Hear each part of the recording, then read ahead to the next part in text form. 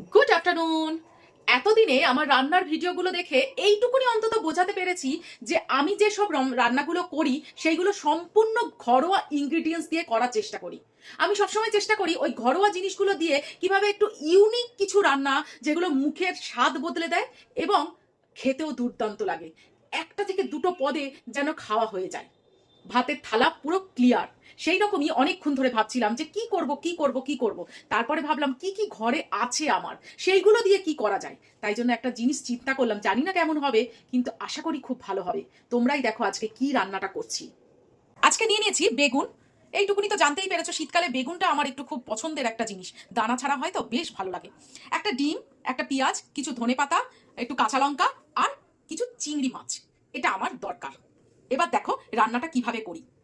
এখানে দেখো আমি বেগুনগুলোকে পুরো গোল গোল করে কেটে নিয়েছি। এই চওড়াটা ঠিক এই রকম হবে, যাতে আমার মশলাপাতি খুব সুন্দরভাবে ঢুকতে পারে। এইবারে আমি এই রকম ভাবে বেগুনগুলোকে পুরো গোল গোল করে মালপত্র বার করে নেবো। এই দেখো গোল করে কেটে সুন্দর করে চাকা মতো করে নিয়েছি। এই বেগুনটাও কিন্তু আমি ফেলবো না, এর ভেতরের অংশটাও কিন্তু আমি কাজে লাগাবো। এবার সবগুলো এরকম ভাবে কেটে নেবো। এবারে আমি কিছু জিনিস পেস্ট করব না, একটু ফাইন চপ করে নেবো। তার জন্য প্রথমে কাঁচা লঙ্কা আর যে পেঁয়াজটা কেটেছিলাম সেইটা একদম ফাইন চপ করে নিই। তার সঙ্গে এই যে বেগুনগুলোর ভেতরের অংশটা, এগুলো ফাইন চপ করে নেবো। তোমরা চাইলে পেস্ট করতে পারো, কিন্তু এই যে দানা দানা ছোট ছোট টুকরো পড়বে না, সেটা খেতে বেশি ভালো লাগে। দেখো সুন্দর ফাইন চপ হয়ে গেছে। নিজের রান্না, তাই জন্য ভাবলাম আমার মনের মতো সবজি দেবো। তাই ঘরে যে পেঁয়াজ কলি ছিল সেই পেঁয়াজগুলো একটু কুচি করে দিয়ে দিলাম ধনেপাতার সঙ্গে। এইবারে বাকি যে ভেতরের অংশটা ছিল বেগুনের, সেইটুকুনি আর কিছু চিংড়ি মাছ চপ করে নেবো।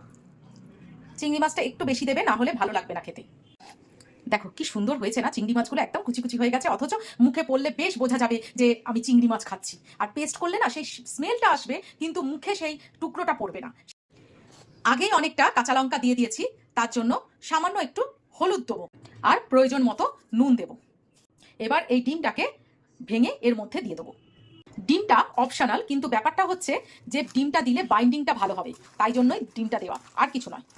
সুন্দর করে মাখিয়ে নেবো। বেগুনটা ভালো করে ধুয়ে নিয়েছি। এইবারে বেগুনটাতে সামান্য একটুখানি নুন আর হলুদ মাখিয়ে নেবো। এইবারে একটা ফ্রাই প্যানের মধ্যে সামান্য একটু তেল দিয়ে বেগুনগুলো পরপর সুন্দর করে সাজিয়ে নেবো। আর প্রতিটা বেগুনগুলোকে এইভাবে এই পুরটা দিয়ে পুরো ভরাট করে দেবো। কি ইউনিক টাইপের হচ্ছে না? আশা করি খেতে দারুণ লাগবে। দেখো তো চিনতে পারো কিনা, সত্যি এই গানটাই শুধু মনে হচ্ছে। ব্যাপারটা হচ্ছে দেখো রান্না করতে করতে এমন একটা আন্দাজ হয়ে গেছে যে পুরগুলো পুরোপুরি একদম মাপের মাপের হয়েছে। আমি ভাবছিলাম পুরটা করার পরে যে বেশি হয়ে যাবে কিনা, রয়ে গেলে না কিছু জিনিস ভালো লাগে না। এ দেখো এক পিঠ ভালোভাবে হবে, তার জন্য আমি এই যে ঢাকনাটা দিয়ে দিলাম। এইবারে ঢাকাটা খুলে দেখি কেমন হয়েছে। দেখো কি সুন্দর হয়ে গেছে। আর একটা চিংড়ি মাছের না সুন্দর স্মেল বেরিয়েছে। চিংড়ি মাছ এমন একটা জিনিস না, সত্যি কথা বলতে কি, যে কোনো জিনিসে খেতে ইচ্ছা করছে না, একটু চিংড়ি মাছ দিয়ে দাও, সেই সবজিটাই হয়ে যাবে দুর্দান্ত। সবগুলো একটু উল্টে পাল্টে দিয়ে দিলাম, যেন মনে হচ্ছে এমনি বেগুন ভাজছি, কিন্তু যখন খাবে তখন বুঝতে পারবে যে এর ভেতরে বেগুনের সঙ্গেও অনেক কিছু আছে।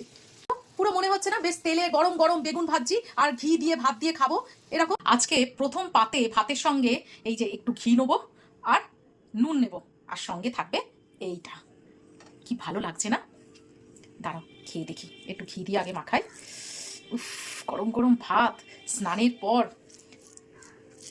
আর সঙ্গে যদি এরকম একটা গাওয়া ঘি থাকে, দেখো পুরো মনে হচ্ছে বেগুন ভাজাই খাচ্ছি।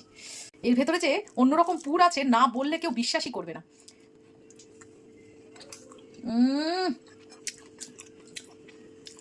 পারি পারি, কিছু রান্না পারি, চিন্তা করেও রান্না করতে পারি। আজ বুঝলাম, দারুণ লাগছে। অবশ্যই বাড়িতে করে দেখো প্লিজ। তো আজকের মতো বিদায় নিলাম, টাটা।